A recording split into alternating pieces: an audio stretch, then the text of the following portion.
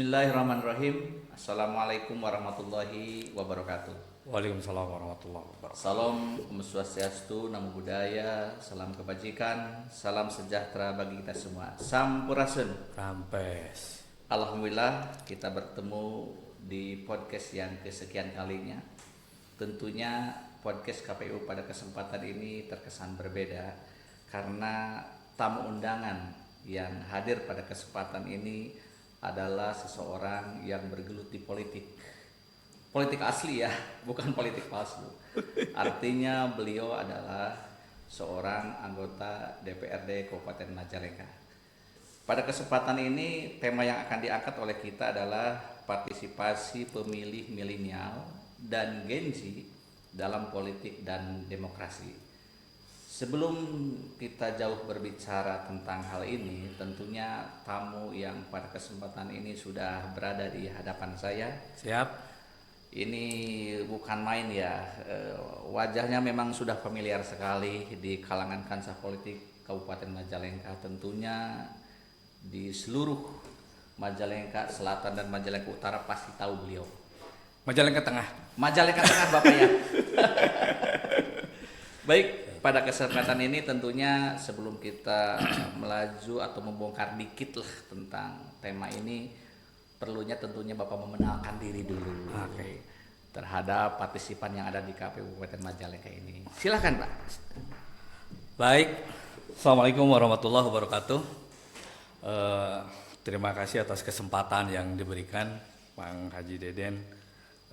KPU Majalengka punya punya kegiatan yang sangat luar biasa, memberikan edukasi pendidikan politik, terutama tadi yang disampaikan hari ini kita mau ngobrol terkait Gen Z, milenial.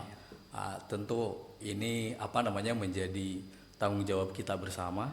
Selain juga Mang Deden di KPU sebagai penyelenggara, kita juga sebagai praktisi di partai politik tentunya ingin punya kesempatan lebih, apapun cerita, statistik, angka-angka statistik juga menyampaikan bahwa Gen Z, milenial itu ini akan menjadi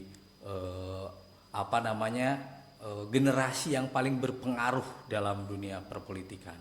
55-60% Sampai mungkin 60% ya, Majalengka. sampai 60% di Kabupaten Majalengka di pemilu yang akan datang.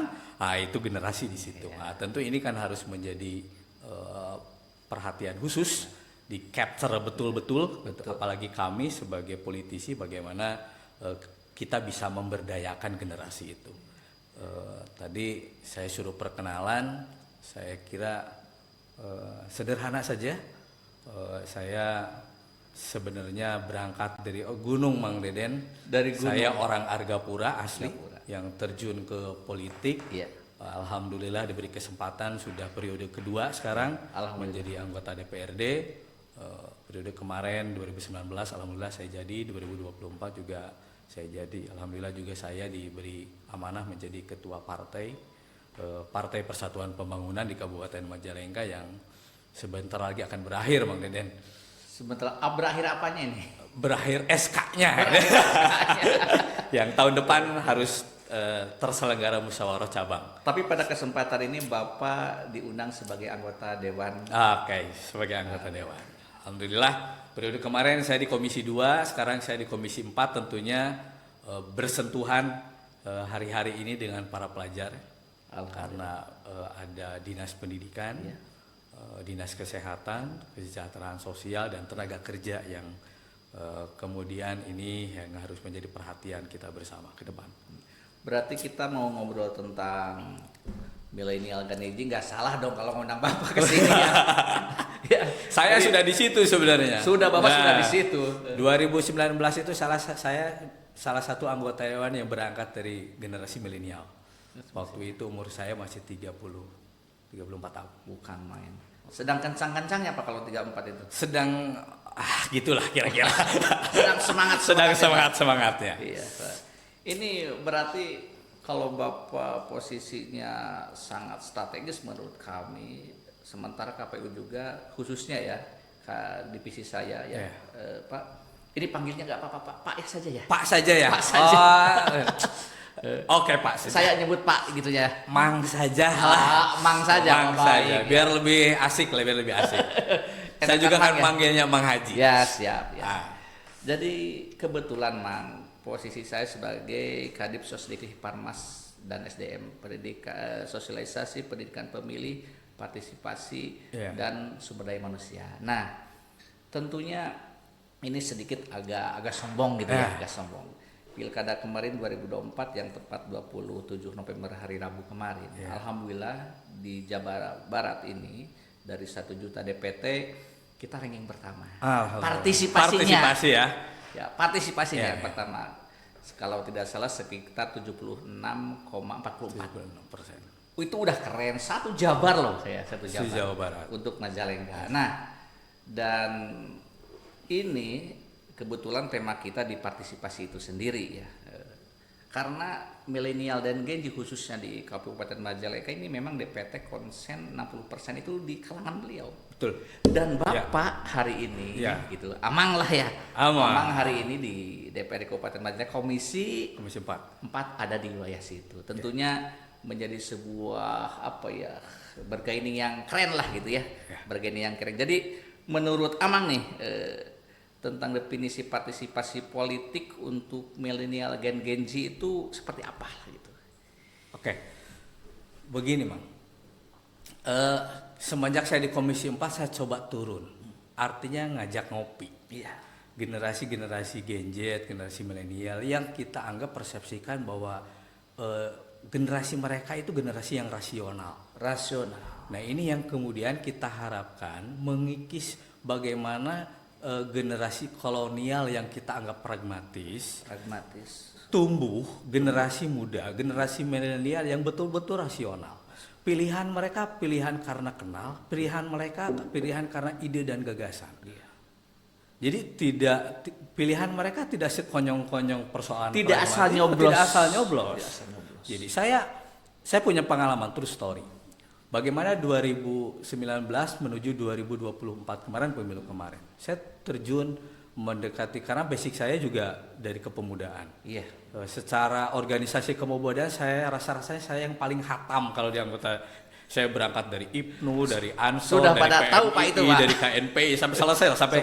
Saya sampai menjadi sekretaris DPD KNPI pada waktu itu. Saya memahami betul bagaimana suasana psikologi teman-teman anak muda, bagaimana memandang demokratisasi, bagaimana memandang kepemimpinan. Jadi memang sudah seharusnya generasi milenial, generasi Gen Z sekarang ikut tampil, masuk ke ruang-ruang publik. Salah satunya politisi. Karena harus di Kabupaten Majalengka masih minim memang betul partisipasi mereka yang mau aktif langsung terjun ke dunia politik ya. Tetapi ini pasti akan ketemu zamannya nanti.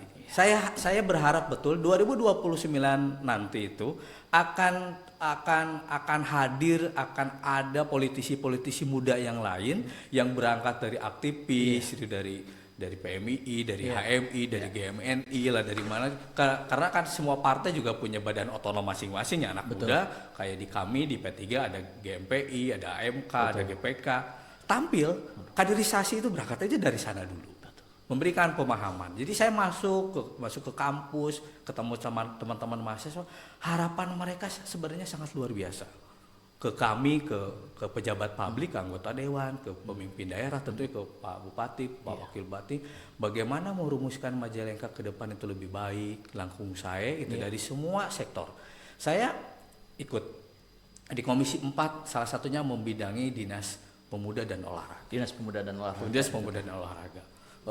Kita prihatin memang sekarang kita belum hadir regulasi terkait pemuda dan olahraga. Tapi insya Allah kita berkomitmen tahun depan kita akan punya. Artinya kita harus mulai memapping potensi anak muda, potensi Gen Z gitu. Bagaimana memapping, mendistribusi teman-teman anak muda Gen Z ini dia tampil, dia berbuat gitu untuk daerahnya.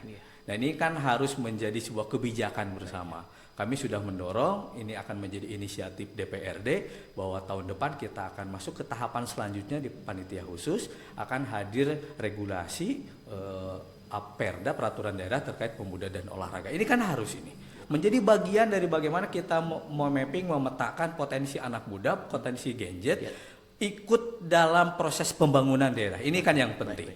Nah, gitu. Ini sangat menarik Pak. Tadi Amang katakan bahwa Gen Z dan milenial itu harus rasional. Saya kira mungkin literal ya. Betul.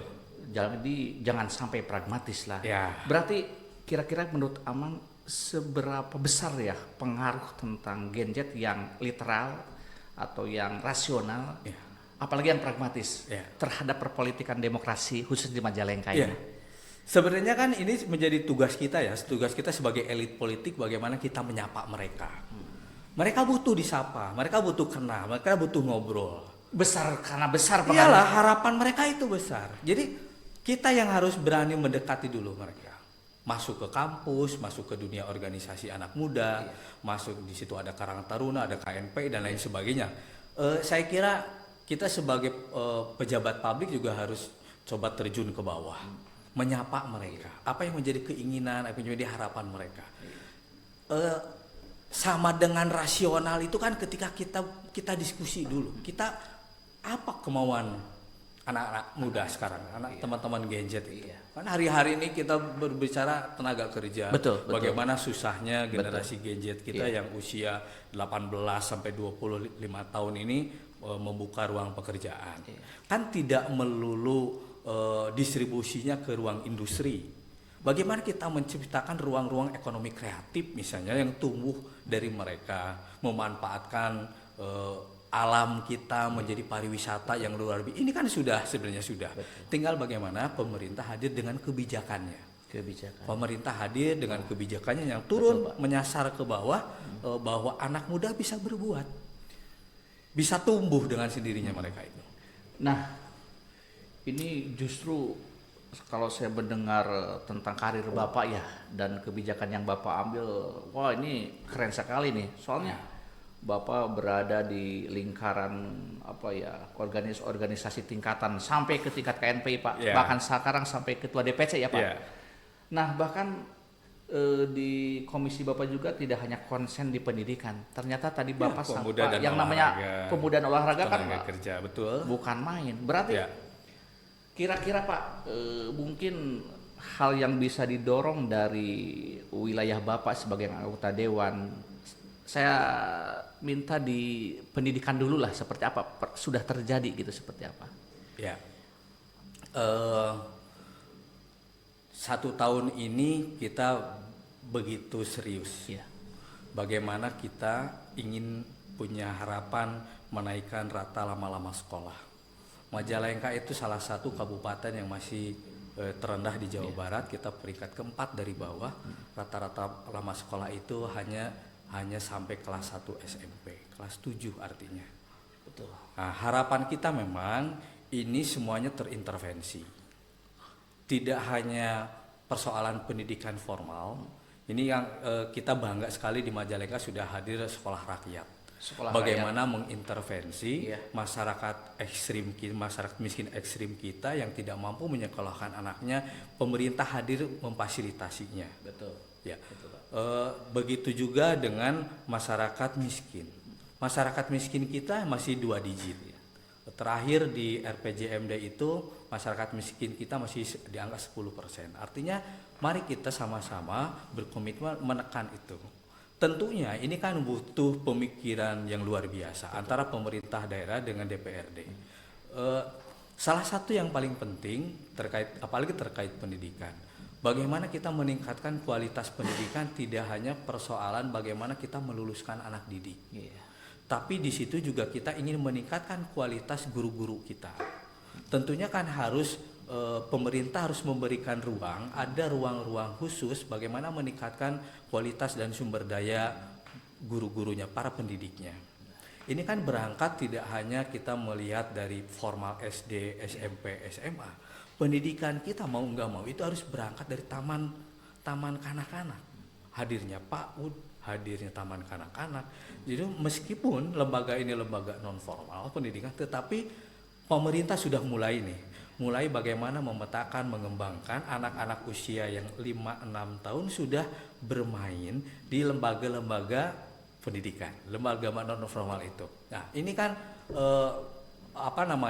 yang kalau zaman saya kan mohon maaf, hanya dari kalangan yang mampu saja, Betul. yang bisa sekolah di taman kanak-kanak. Tetapi hari ini kita melihat bahwa dari masyarakat, mohon maaf, yang kelompok menengah ke bawah juga sudah mulai menitipkan anaknya di Letul Atpal, di TK, di PAUD. Tentu kan ini perkembangan yang sangat luar biasa. Ketika mereka masuk sekolah SD, sekolah dasar kelas 1, mereka sudah punya dasar agama, bisa mengaji, bisa mengenal huruf, bisa mengenal angka, bisa bernyanyi, bisa bergaul. Nah, ini kan sebenarnya potensi yang harus mulai dikembangkan dari bawah. Pemerintah harus hadir dari mulai situ. Ini lelah juga ya kalau jadi anggota dewan. Pekerjaan sangat banyak sekali ternyata. Ya. Dan ketika tidak tuntas, ngobrolnya minta ampun, Pak. Ngobrolnya minta Nah, kalau ampun. orang Sunda biasanya halus goreng jadi obrol, Pak. Gitu. Seperti itu, Pak. Ini Ya. lebih menarik juga tadi Bapak bahas juga, aduh Bapak lagi Mang ya. Mang bahas juga tentang kepesantrenan tadi. Ya. Ternyata wilayah itu sendiri tidak hanya di pendidikan yang formal, ternyata di pesantren juga harus ada. Betul. Termasuk di organisasi Ini- yang tadi. Ini penting sekali. Saya punya kegiatan di DPRD, Ya. itu namanya wawasan kebangsaan. Wawasan kebangsaan. 3 kali saya melakukan wawasan kebangsaan, melakukan edukasi terhadap berkumpul dengan masyarakat. Salah satu poin yang saya sampaikan adalah bagaimana pentingnya kita menitipkan generasi kita, anak didik kita, Iya. itu memberikan ilmu pengetahuan, terutama pondasi agama, dasar-dasar agama. Hari-hari ini tentu kita tahu bersama di Majalengka masih terjadi tawuran antar pelajar. Yang paling hangat di desa saya sendiri di Sadasari, kemarin terjadi pembunuhan pelajar itu. Iya. Ini bukan kejadian biasa, ini kejadian luar biasa. Luar biasa. Salah satu yang paling penting yang ingin saya ingatkan kepada orang tua, bagaimana kita menitipkan anak kita, cucu kita di madrasah, di pesantren. Gak usah apa namanya mencek bahasa orang mah nyaah lah gitunya ke budak. Ketika saya melihat generasi pelajar kita ketika sudah masuk di sekolah SLTP, SMP, itu saya jarang melihat ketika maghrib, waktunya sholat maghrib sampai isya itu anak SMP sudah relatif gak ada di masjid. Saya lihat masih ini usia di SD. Makanya jangan kaget kalau misalnya di Majalengka generasi 13 sampai 15 tahun, artinya sekolah SD usia SD sampai SMP itu persentasinya masih sangat besar, mereka tidak bisa baca tulis Al-Qur'an. Bisa baca. Dan ini persentasinya masih besar di Majalengka. Dan ini kan menjadi perhatian kita bersama. Saya berharap betul Pak Bupati dengan kepemimpinan Pak Bupati yang sekarang yang punya visinya ingin menciptakan lingkungan keagamaan anu langkung sae, ini bisa mengeluarkan sebuah regulasi. Kita sempat ada sebuah regulasi waktu itu peraturan Bupati terkait maghrib mengaji. Mari kita aktifasi kembali. Nah, nanti ke depan kita sudah berbincang dengan pemerintah daerah, ke depan akan ada peraturan daerah madrasah diniyah takmiliyah. Bagaimana kita mengintervensi pemerintah daerah hadir memberdayakan madrasah-madrasah diniyah, majelis-majelis taklim ini untuk berdaya. Artinya generasi kita ini harus disiapkan lah pondasi agamanya yang benar-benar. Jadi tidak hanya pengetahuannya, tidak hanya ilmu pengetahuannya di dunia pendidikan formal, tetapi mari kita bekali anak didik kita, generasi kita dengan pondasi-pondasi agama yang kuat. Nah, Mang, ini menarik kembali nih ketika kita mendengar keputusan MK yang kemarin nomor 135 kalau tidak salah tentang pemilu lokal dan nasional, yaitu presiden, DPR dan DPD, lalu 2 tahun kemudian dan 2 tahun setengah selanjutnya itu ada pilkada baik gubernur maupun bupati wali kota dan DPRD provinsi dan kabupaten. Nah, kalau melihat kepada nanti pemilih, ini kan kalau 2031 dari 2029, ini kelas 2 SLTP sudah masuk, Pak. Betul. Sudah masuk. Betul. Sementara literasi mereka dalam pendidikannya aja, memprihatinkan. Bagaimana pendidikan politiknya, Pak? Betul. Jadi betul-betul menjadi pemilih yang cerdas, Pak, kalau gitu. Harus, memang harus. Dan ini kan ada sudut pandang yang berbeda. Kalau saya dari segi politisi ya, tentu memang kita juga harus mulai hadir ke tingkat SLTV. Betul, kelas 3 SMP ini, kelas 3 di pemilu 2029 saja mereka sudah punya hak pilih. Artinya kan kita harus hadir sampai tingkat situ.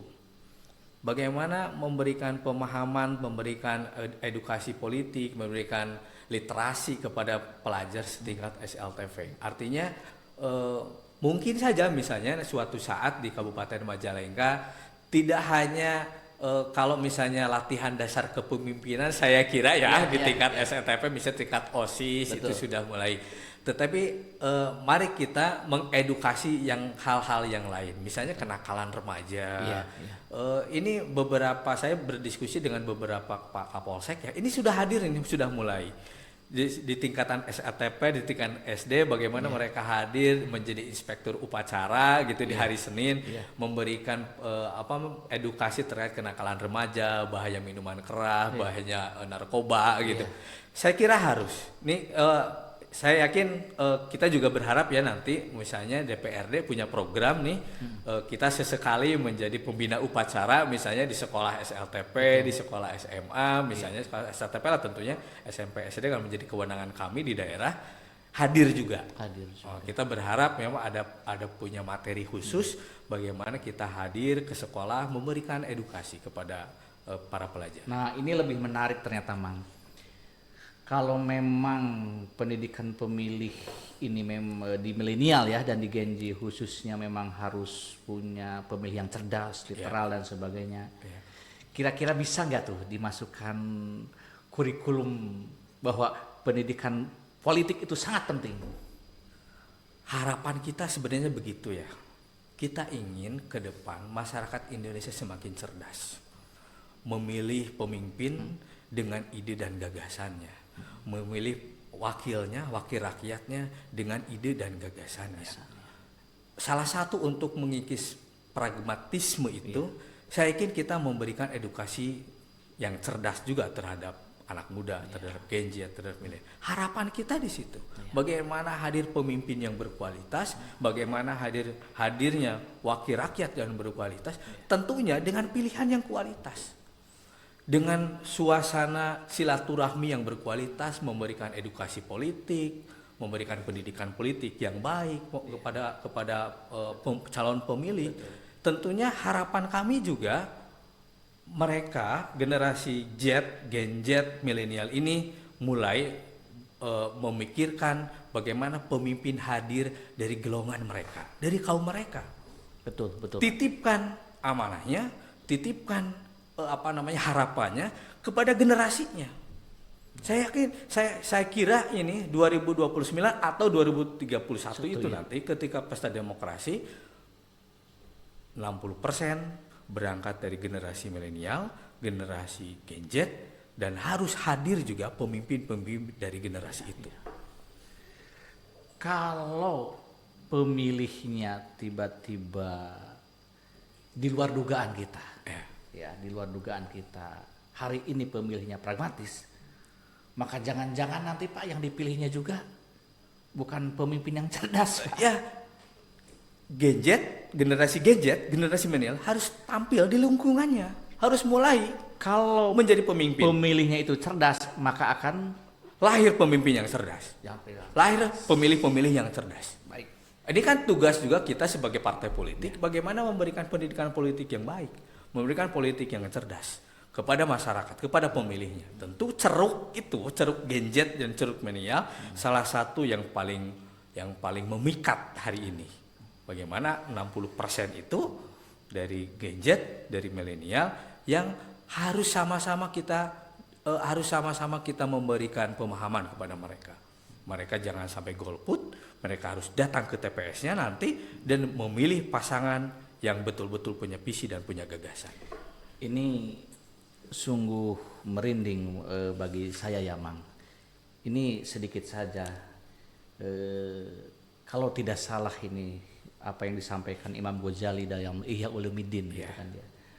Ada kategori 4 pemilih ya. Jadi dia pemilih itu pintar dan dia tahu bahwa dia itu pintar. pemilih itu pintar, tapi dia tahu dia pintar. Ada pemilih yang tidak pintar dan dia tidak tahu bahwa dia pintar. Ada pemilih yang tidak pintar dan dia juga memang nggak tahu bahwa dia itu tidak pintar.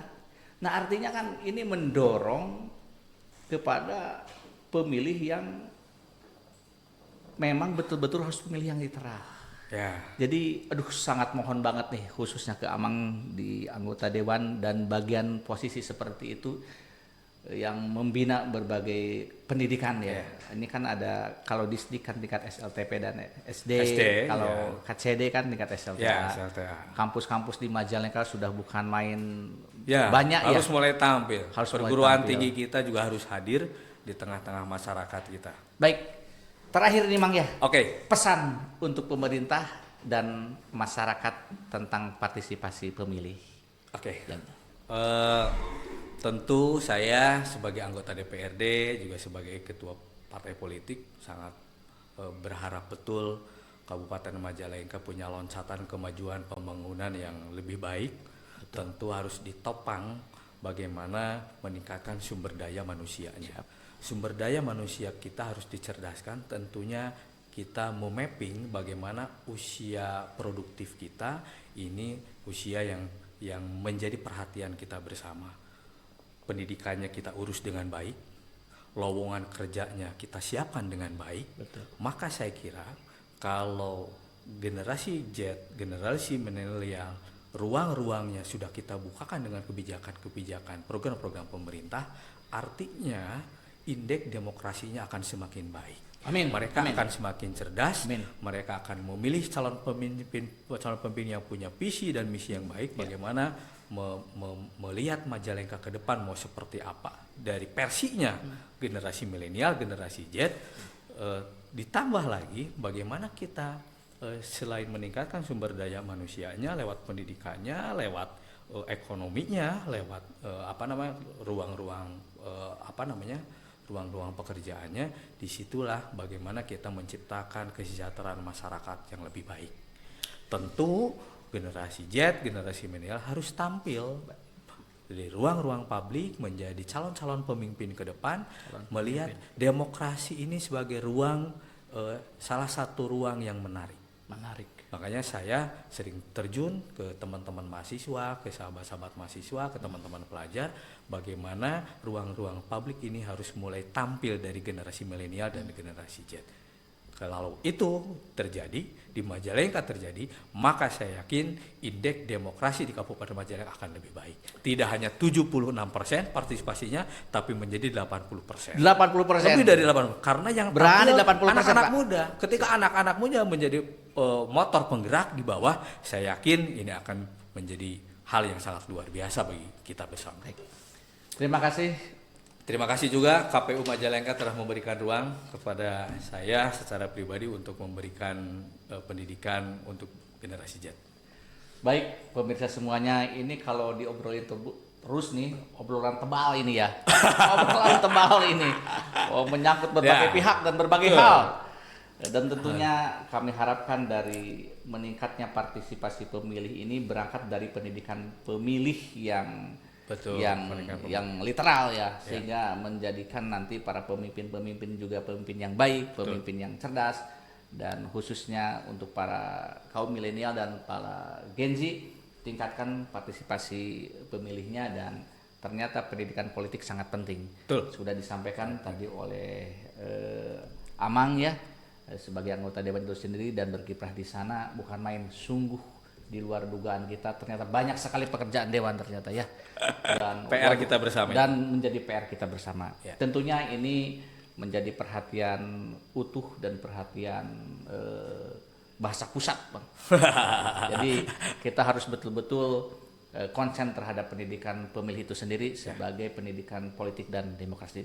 Terima kasih. Sama-sama Mang Haji, hatur nuhun. Kapunten ngan aya kopi. Iya, kita ngopi dulu. Ngopi dulu pemirsa semuanya. Kameramen mau ngopi? Mohon maaf atas segala kekurangan dan kelebihannya. Sama-sama Mang Haji. Wallahu muwaffiq ila aqwamit thoriq. Wassalamualaikum warahmatullahi wabarakatuh. Waalaikumsalam warahmatullahi wabarakatuh.